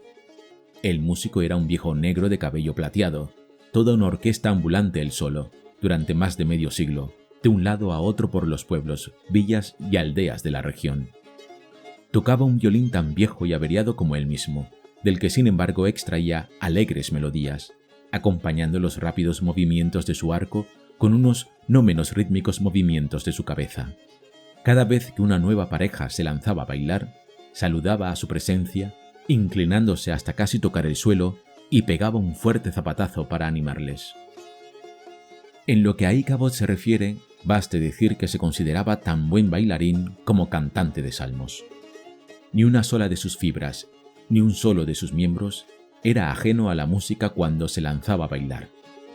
Su figura tan poco grácil, bailando hasta casi desmadejarse, podría haber hecho pensar a cualquier que el mismísimo San Vito, el bendito patrón del baile, como es bien sabido, había bajado a la tierra desde los cielos para danzar sin descanso entre los hombres. Tanto se movía el maestro que despertaba la admiración entre los negros de todas las edades y estaturas, los cuales, llegados de las granjas vecinas, se apiñaban en las ventanas del salón por fuera para contemplar aquel jolgorio. Las blancas bolas de sus ojos giraban divertidas al verle y una sonrisa de dientes de marfil les llenaba la cara, pues nadie como ellos para apreciar la excelencia de aquellos movimientos realmente difíciles. ¿Cómo era posible que aquel maestro tan terrible, martillo de niños herejes y holgazanes, fuese así de divertido? Era su pareja de baile, por cierto, la dueña de su corazón, la hija del buen Van Tassel, y respondía con sonrisas a los guiños de ojos y otras morisquetas que él le hacía mientras se daban sin freno a las más diversas e imposibles contorsiones. A Brom, espectador impaciente de todo aquello, le hervían los huesos de rabia en el puchero de los rencores mientras tanto, sentado en una esquina, ahora solo, sin nadie que le diera conversación ni le riese cualquier gracia o lo alentara a una bravuconada o a una apuesta, se mordía los puños por culpa de los celos. Acabado el baile, Ichabod mostró interés en la conversación que mantenían Bald Van Tassel y un grupo de hombres ya de edad provecta y al parecer muy enterados. Fumaban plácidamente mientras conversaban sentados en el porche y yéndose a otros tiempos hablaban de viejas historias de la guerra. La región toda había sido el escenario en que se libraran grandes e importantes batallas. Había sido testigo, pues, de hechos cruciales y de las hazañas de muchos hombres. No muy lejos de donde se hallaba el grupo de granjeros, habían librado duros combates las tropas inglesas contra las americanas, lo que hizo que vieran aquellas tierras en tiempos llegar agentes procedentes de innumerables fronteras. Las había de toda condición, emigrados que huían o que buscaban empleo, vaqueros, aventureros, soldados de fortuna. Tanto tiempo había pasado ya de aquello, sin embargo, que cada uno de los hombres reunidos en el porche del granjero holandés contaba su historia con un halo de leyenda. En lo incierto y vago de la memoria, evitar un toque de ilusión en lo que se cuenta, evitar narrar los hechos pretendidos sin tenerse uno por su máximo protagonista, resulta cosa poco menos que imposible, por lo que cada uno tenía su historia que contar, a cada cual más extraordinaria. Así de emocionadamente, por ejemplo, hizo uno de aquellos hombres el relato de las aventuras de Dufour Martlen, un holandés de barbas azuladas, según era fama, que hubiera podido hacerse con el control de una fragata inglesa él solo, no más que con un pequeño cañón del calibre 9, viejo y oxidado, además de no haberle explotado cuando disparó el cuarto proyectil. Otro habló de un anciano caballero, cuyo nombre no diremos aquí, pues es el de alguien con mucho poder y no debe pronunciarse ni escribirse a la ligera, un hombre tan diestro en las artes de la esgrima que en la batalla de White Plains evitó que una bala de mosquetón lo hiriese, desviándola como si nada con la punta de su sable, y que oyó perfectamente y tan tranquilo como el proyectil iba lamiendo poco a poco la hoja de su sable hasta detenerse contra la empuñadura. Aquel caballero, según el que decía la historia, estaba dispuesto a enseñar su sable a quien dudara, para demostrar la veracidad de su historia, o lo que era lo mismo, la veracidad de sus legendarias hazañas, blandiendo la espada. Otros de los allí reunidos hablaron de sí mismos, refirieron sus hazañas guerreras, tan importantes muchas de ellas que podría decirse que sin su participación en los combates librados, la guerra no habría llegado a buen término. Ninguna de aquellas historias, sin embargo, tuvo parangón con las de aparecidos que se relataron una vez agotadas las guerreras. Ya se ha dicho que hablamos de una región rica en leyendas y otros tesoros semejantes. La superstición, pues, se da tanto en las más recónditas aldeas como en los pueblos más prósperos, aunque el continuo flujo inmigratorio vaya barriendo poco a poco tal sentir. Por otra parte, no tienen los muertos mucho predicamento que se diga en las modernas ciudades que habitamos en nuestros días, pues apenas se quedan dormidos en su lecho de gusanos, ya abandonan la ciudad quienes lo conocieron, llevados de avatares diversos y de afanes no menos distintos, por lo que cuando los muertos salen de sus tumbas para iniciar sus nocturnas rondas, nadie a quien cursar una visita les queda. Por eso, seguramente, apenas oímos ya contar a cualquiera que se le ha aparecido el espectro de un difunto. Solo en las antiguas comunidades holandesas siguen siendo sensibles a estos casos, lo que es como decir que a los fantasmas. La causa que explica la prevalencia de estos asuntos en regiones como Sleepy Hollow, pues, se debe a la formidable presencia en el valle de gentes de raigambre holandesa, y quizás a ese ambiente, a ese aire pleno de misterio y ensoñaciones que todo lo presidía. Los que conversaban en el porche de Van Tassel, así las cosas, comenzaron a competir por ver quién se sabía la leyenda más brutal, quién había presenciado los hechos más tremebundos. Naturalmente, se oyeron cuentos de fantasmas, decidida y claramente espantosos. Fantasmas, por ejemplo, que impertérritos, sin mover ni los labios, sin parpadear siquiera, lanzaban gemidos y lloros que helaban la sangre a quien los oía. Otros fantasmas también, como es claro, vagaban de un lado a otro, siempre, según los narradores, en procesiones inacabables. A otros, igualmente fantasmas, como es de rigor, los habían visto en una suerte de asamblea bajo un gran árbol. Estos, por cierto, fueron los que, según era fama, dieron captura al infortunado mayor André, del que nunca más se volvió a tener noticia. Tampoco faltaban las leyendas protagonizadas por mujeres, como aquella de la dama apenas cubierta con un velo vaporoso y blanco que se dejaba ver en la siempre tenebrosa cañada de la Roca del Cuervo, donde había muerto en medio de una nevada. Cuando se aparecía, la pobre gritaba sus lamentos de manera tal que no podía por menos que poner de punta los pelos de quienes la oían, sobre todo en mitad de las más inclementes y tormentosas noches de invierno. Mas, ni qué decirlo tiene, estas historias juntas eran apenas nada en comparación con la que a todos emocionaba muy especialmente, la del jinete decapitado de Sleepy Hollow, al que, según decían varios de aquellos hombres que hacían su tertulia en el porche de Van Tassel, se había visto de nuevo, muy recientemente, recorriendo la comarca tan a menudo como en sus mejores tiempos, amarrando su caballo, cada noche, en cualquiera de las tumbas del camposanto de la iglesia del pueblo.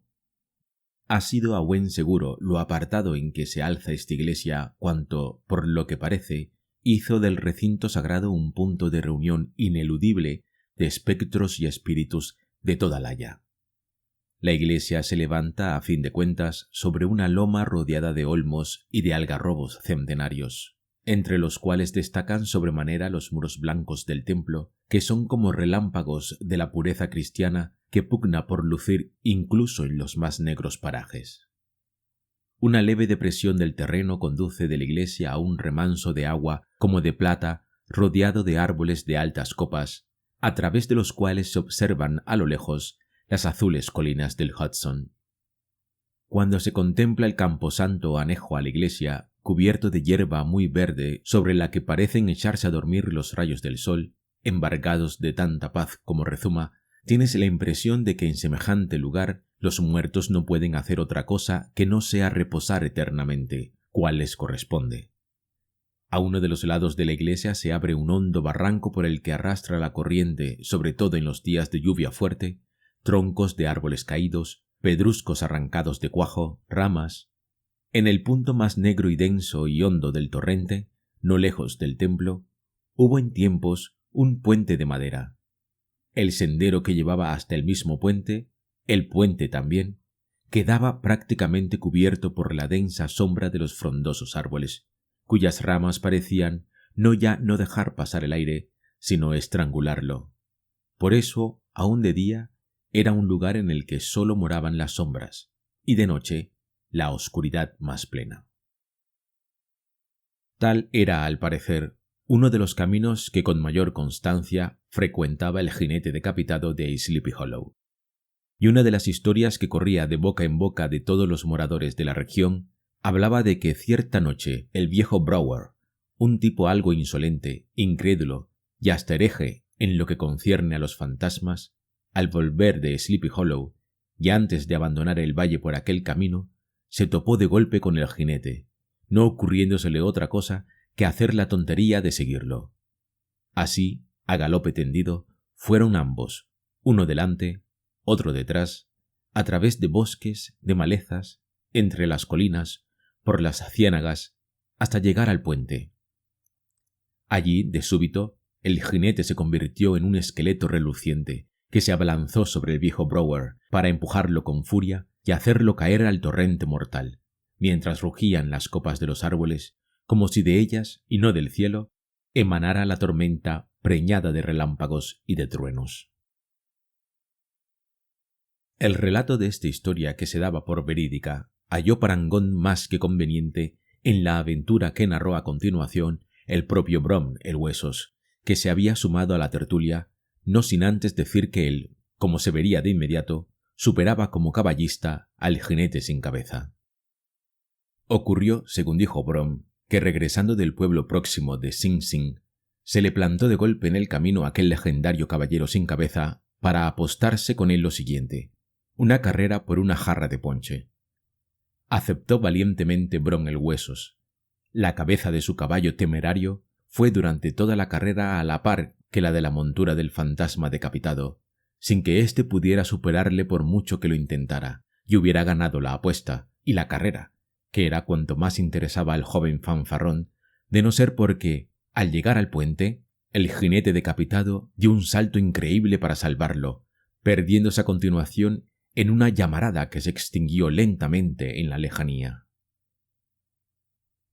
Todos estos relatos, hechos en ese tono de voz con que se suelen contar en la oscuridad historias tales, historias de terror y de misterio, con los rostros de los allí reunidos apenas iluminados por el resplandor de una pipa que quema tabaco ávidamente, impresionaron muy de veras al bueno de Ichabod Crane.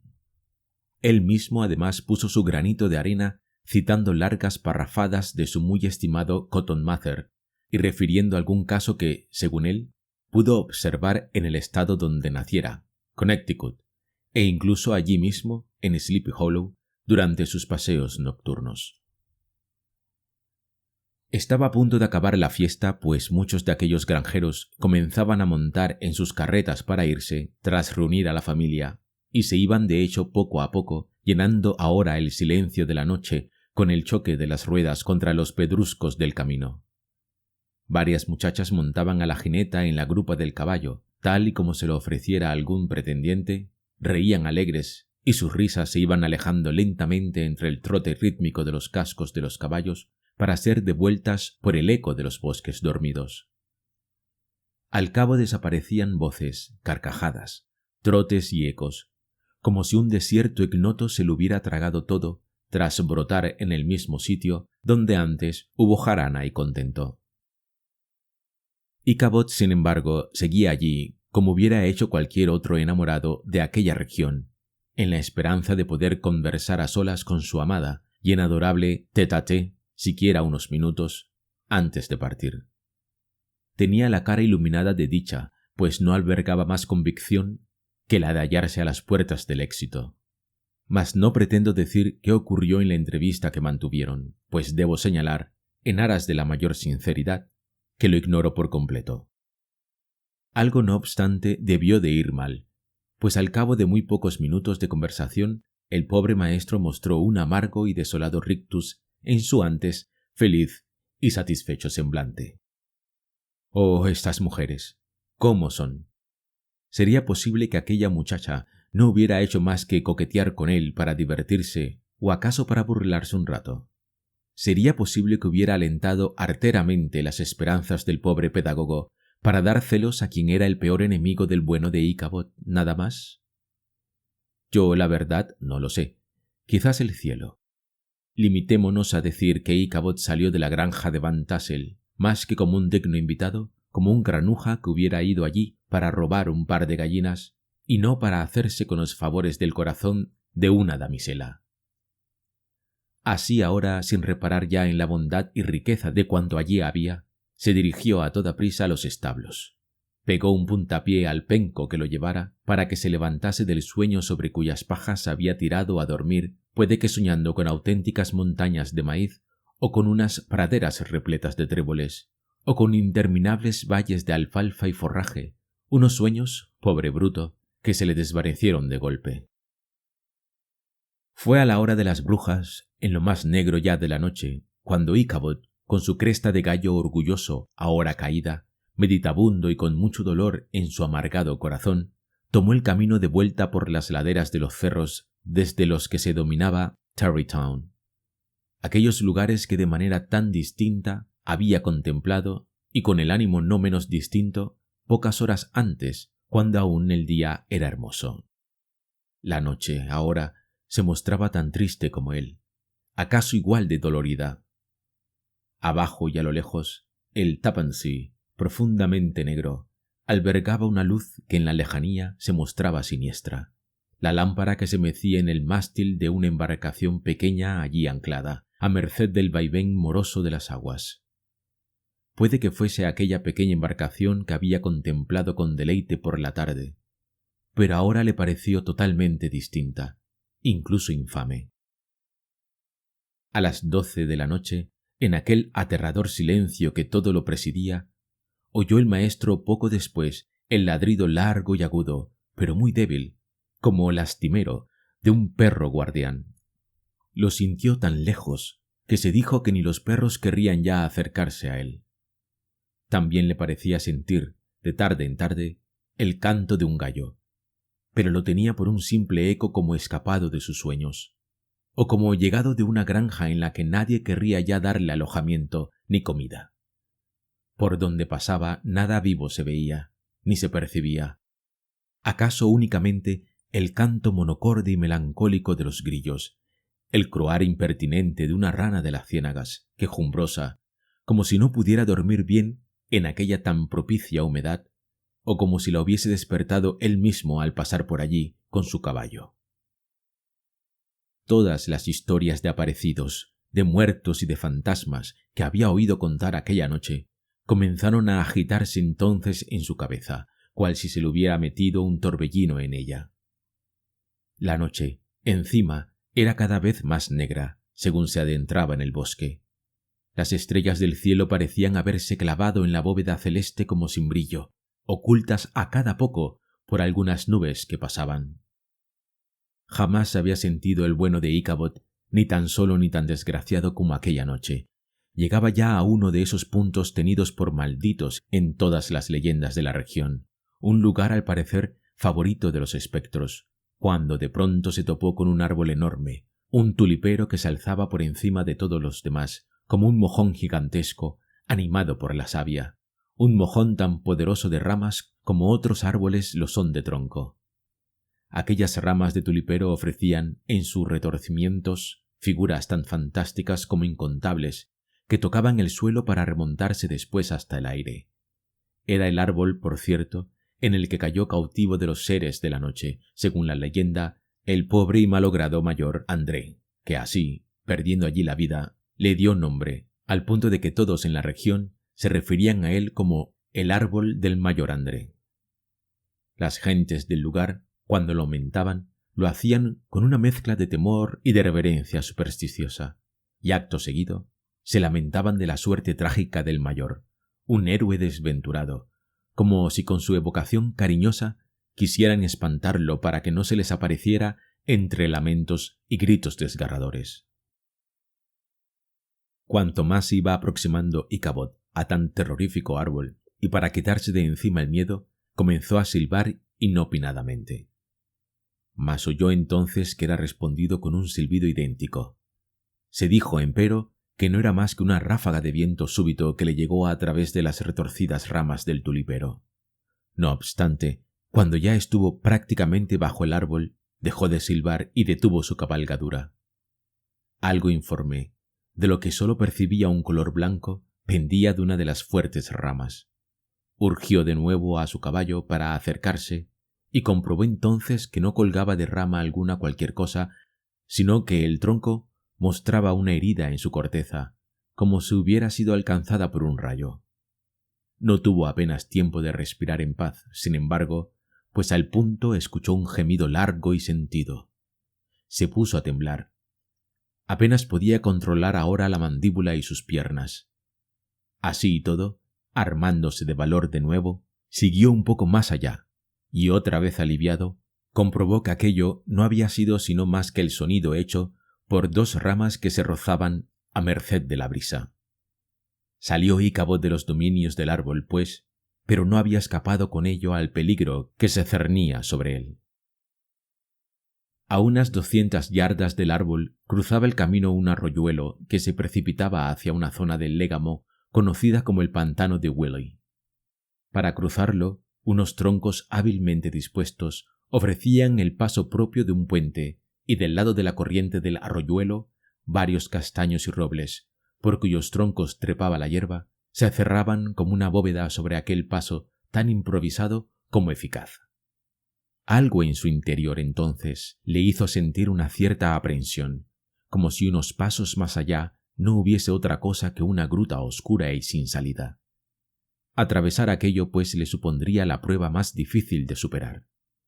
Sabía bien el maestro, además, que fue entre aquellos árboles, robles y castaños, donde se escondieron los soldados que, más allá de la leyenda, tendieron la emboscada al mayor André. Eso y la leyenda en sí misma hicieron que el puente fuera tenido por todos como un lugar maldito, que sólo debía cruzarse de noche y en compañía. Y él iba solo. Ahora comprendía bien el terror de sus alumnos cuando, con la oscuridad de los días de invierno, tenían que atravesarlo para regresar a sus casas una vez concluidas las lecciones. Cuanto más se aproximaba su montura al riachuelo, más fuerte le latía en el pecho el corazón a Ícabod, como si le fuera a hacer saltar las costillas. Pero, respirando hondo, haciendo acopio de todo el valor y de toda la fuerza de voluntad que hubo de requerirse para no dar marcha atrás, fustigó violentamente a su caballo. Le clavó los tacones de sus botas en los ijares, en la esperanza de que el penco saliese casi de estampida para cruzar aquello cuanto antes. Pero el mal bicho que era aquel caballo, resabiado e indolente, no hizo más que un violento escorzo hacia su derecha, para que su jinete se golpeara de manera brutal contra un árbol. El maestro, ahora tan enfadado como preso del pánico, y que a cada segundo que pasaba en aquel lugar sentía aún más miedo, tiró de las riendas, sin embargo, hacia el lado contrario, para herir en los belfos al caballo con el bocado y obligarlo así a seguir el rumbo que quería. Mas fue inútil. El penco se echó a galope, sí, pero no para cruzar lo que su jinete le indicaba, sino para tirarse de costado, violentamente, como si hubiera sido abatido por un disparo, contra unas zarzas repletas de espinas que había a la izquierda del camino.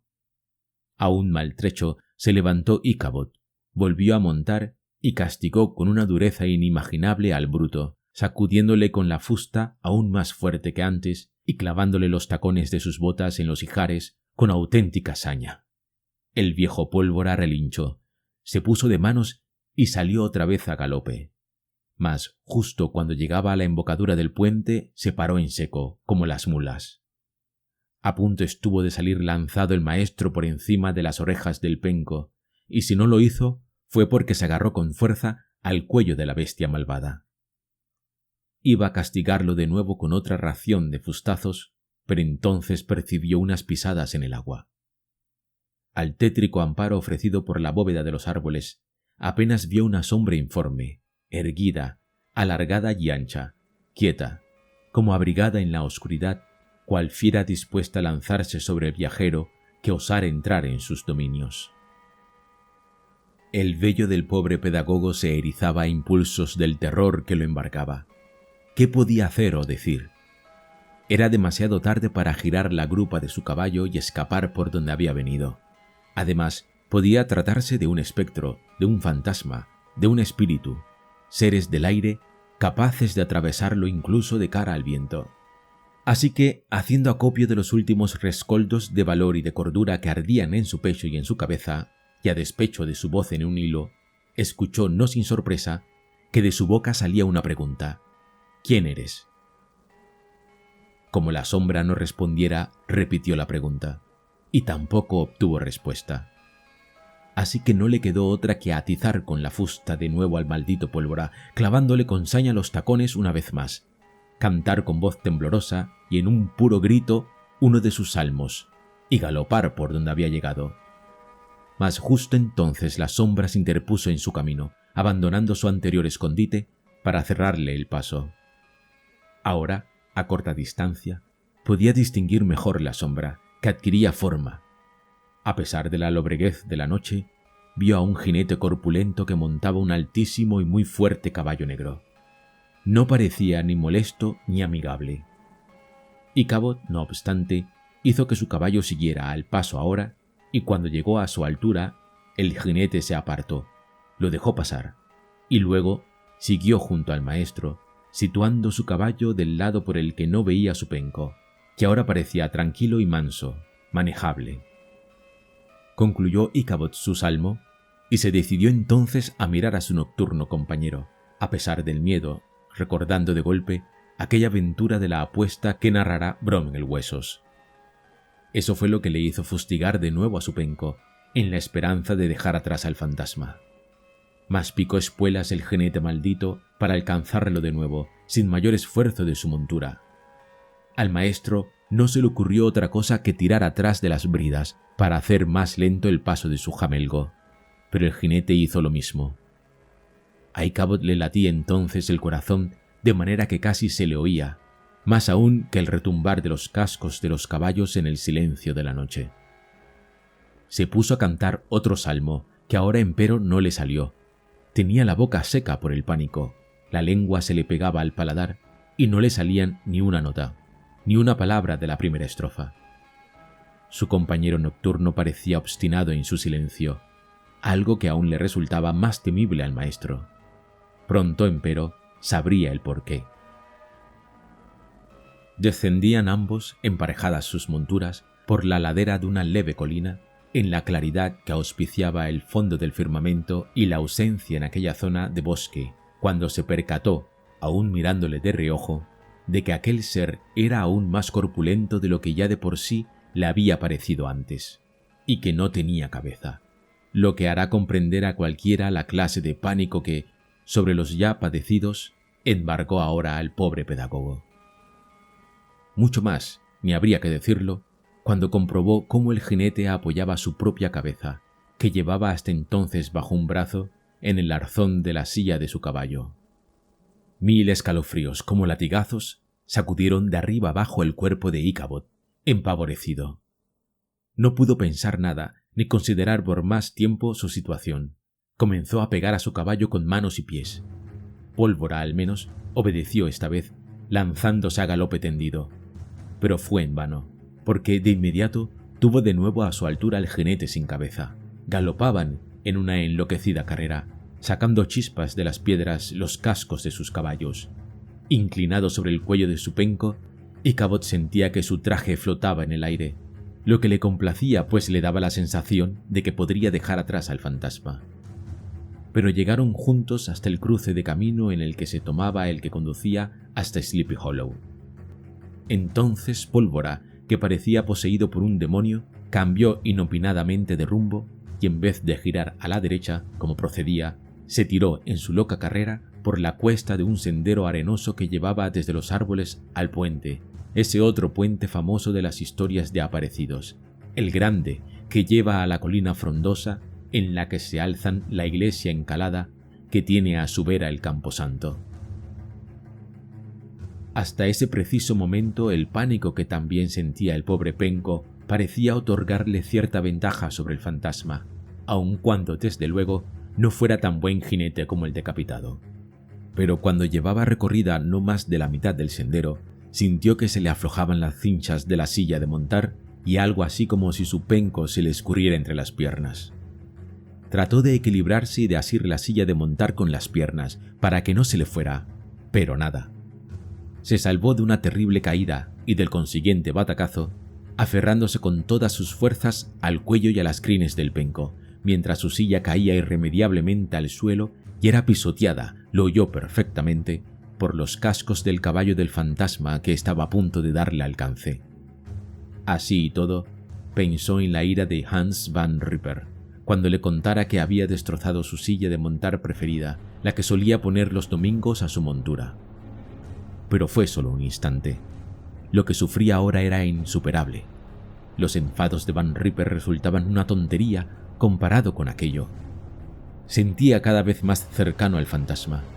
Ichabod, que no era precisamente un jinete indio, iba peor que mal montado a pelo y a todo galope, y a punto estaba de caerse por un lado cuando lograba rehacerse y a punto estaba de caer por el otro lado. Además, golpeaban tan brutalmente sus nalgas contra los huesos del penco que le parecía inminente el batacazo. Al menos así se decía. Si se tronchaba el cuello, acabaría de una vez por todas aquella pesadilla. Un claro entre los árboles le hizo cobrar mayor confianza, sin embargo, y ansió invocar el puente que conducía a la iglesia cuanto antes, ya que era aquel el camino que había tomado inopinadamente su caballo. La luz de la luna, que caía trémula sobre las aguas, le hizo saber que no erraba en su pronóstico.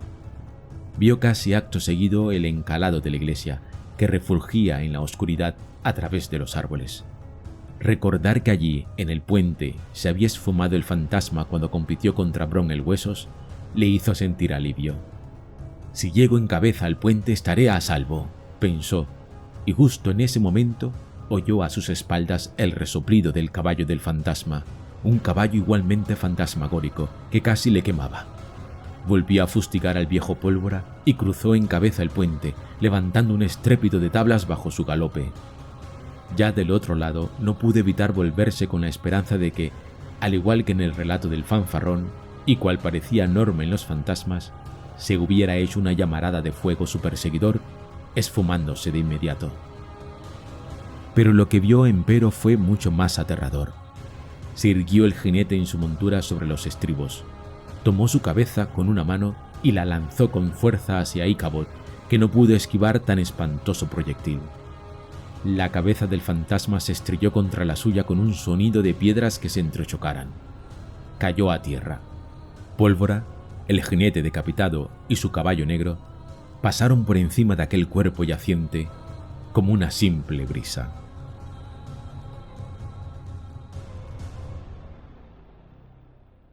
A la mañana siguiente, el malencarado Van Ripper encontró su viejo caballo a las puertas de su casa, sin montura, claro, y arrastrando la brida.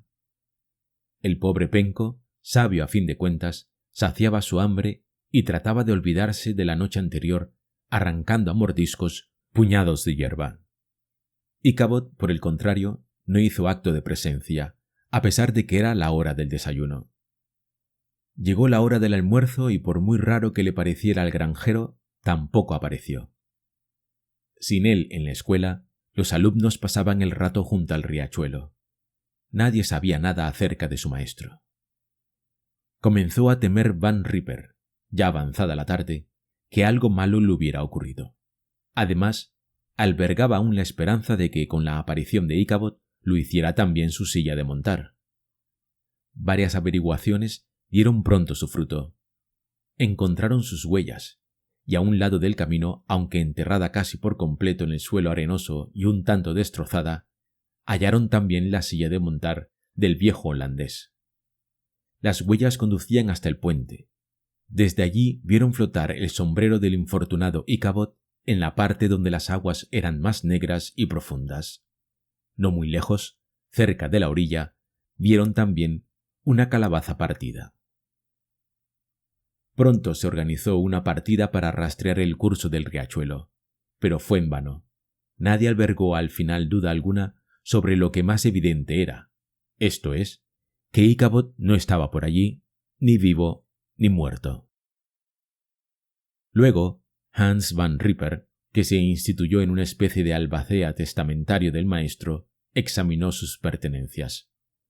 Apenas nada: 2 camisas y otra medio rota, un par de corbatas de lazo, 2 pares, o acaso solo uno, de medias, unos viejos pantalones de pana, una navaja mohosa, un libro de salmos con gran cantidad de marcas en cada página, un diapasón roto. Los libros y el mobiliario de la escuela, por otra parte, pertenecían a la comunidad, salvo la historia de la brujería de Cotton Mather y un almanaque de Nueva Inglaterra, además de un volumen que trataba de los oráculos y otro sobre los sueños. Entre las páginas del libro sobre los sueños había una hoja de papel llena de tachaduras y borrones de tinta, el resultado de un intento que hiciera el pobre maestro por dedicar unos sentidos versos a la joven heredera de los Van Tassel. Aquellos libros tan mágicos y el poema frustrado fueron a parar al fuego, de la mano del propio Van Ripper, quien decidió en el preciso instante de arrojarlos a las llamas, y después de haberles echado un vistazo somero, que sus hijos jamás volverían a pisar una escuela, harto convencido como lo estaba de que nada bueno podía obtenerse de la lectura ni de la escritura. Por lo demás, se dijo el granjero, parecía evidente que si Íchabod tenía ahorrado algún dinero, al margen del que había recibido un par de días atrás como paga por su trabajo, había desaparecido con él. El caso de la desaparición del maestro fue la comidilla de todos en la iglesia el domingo siguiente. Grupos de chismosos, aquí y allá, en el jardín de la iglesia y hasta en las tumbas del camposanto, hablaban largamente de ello, especulando sobre 1000 posibilidades, a cuál más descabellada. Después, como de paseo y sin dejar de hablar del caso, cruzaron el puente y caminaron por la orilla, deteniéndose especialmente en los puntos donde se hallaron el sombrero del maestro y la calabaza partida. Las historias de Brouwer, de Bromel Huesos y muchas otras más dieron mucho que pensar y opinar a todo el mundo. Así que, después de sopesar estas y aquellas posibilidades, mientras fumaban plácidamente sus pipas de aromático tabaco, los hombres de Sleepy Hollow concluyeron que la única solución al enigma la ofrecía el hecho inequívoco de que el pobre maestro había sido raptado por el fantasma del jinete sin cabeza. Como Íchabod era soltero y no tenía deudas, la gente dejó de pensar en él y en su desaparición muy pronto. No tenían por qué estrujarse por más tiempo las seseras. Se habilitó otra casa como escuela y pronto hubo en el pueblo un nuevo maestro.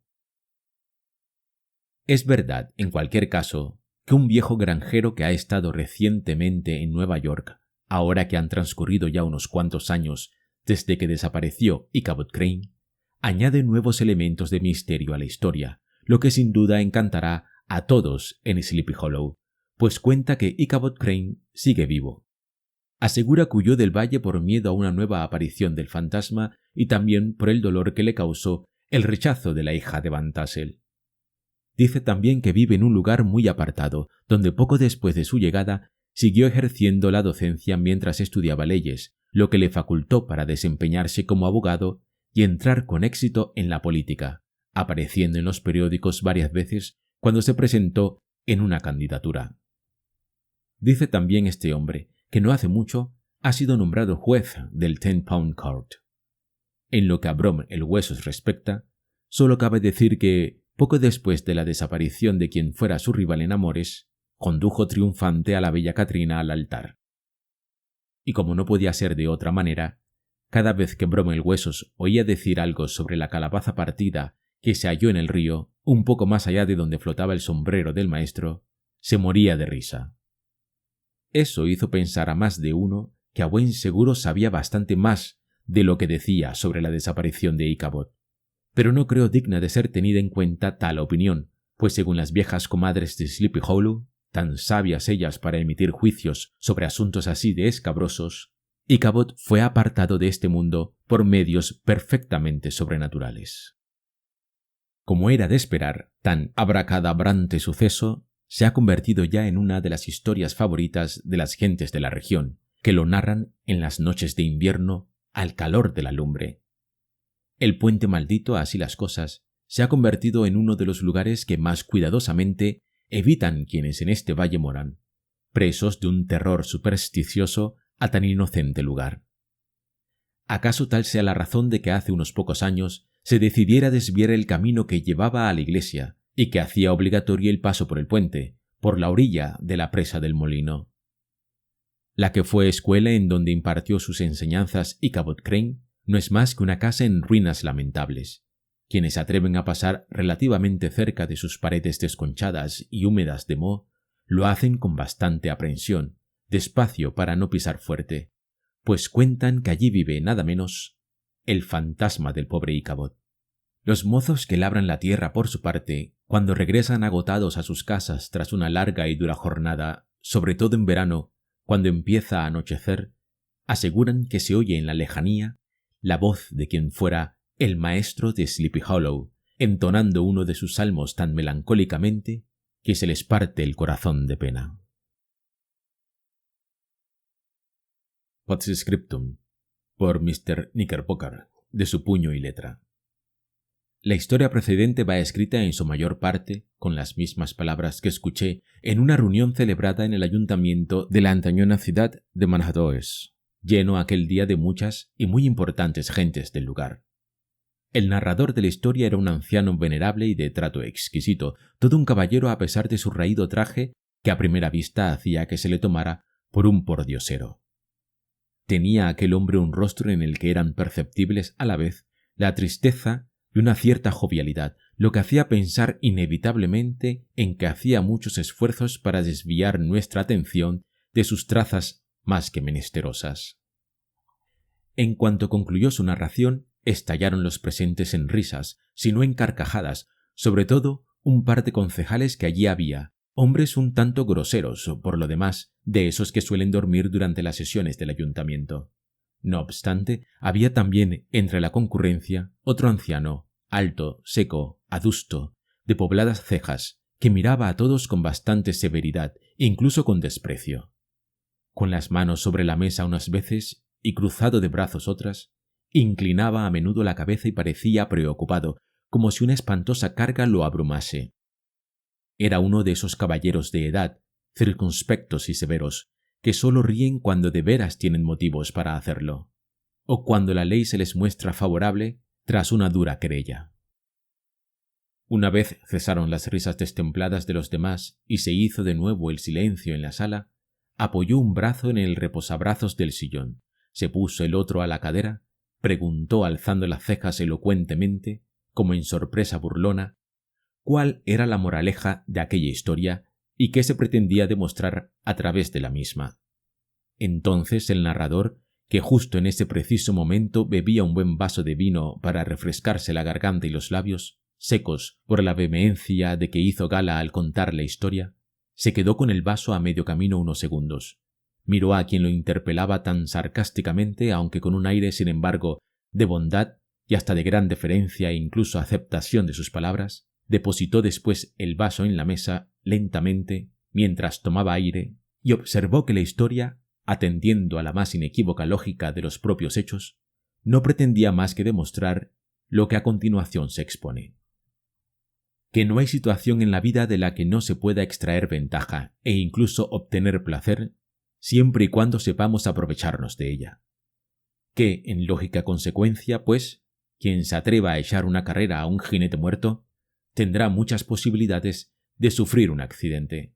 Ergo, si un maestro de escuela pueblerina resulta rotundamente rechazado por una joven y hermosa holandesa a la que pretende, de inmediato obtendrá dicho maestro el beneficio de una buena carrera profesional en la abogacía y hasta en la política.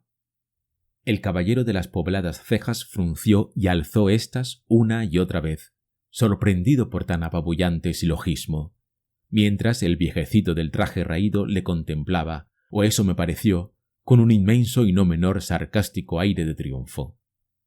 El adusto caballero al fin no tuvo sino que reconocer que todo aquello estaba muy bien, que el argumento había sido bien defendido, aunque mostró una leve objeción. En cualquier caso, tal historia, para su gusto y para sus entendederas, resultaba un tanto extravagante, añadiendo que, encima, le habían quedado sin aclaración un par de puntos. Le aseguro, caballero, que ni yo mismo me creo la mitad de ese cuento, le respondió entonces el narrador.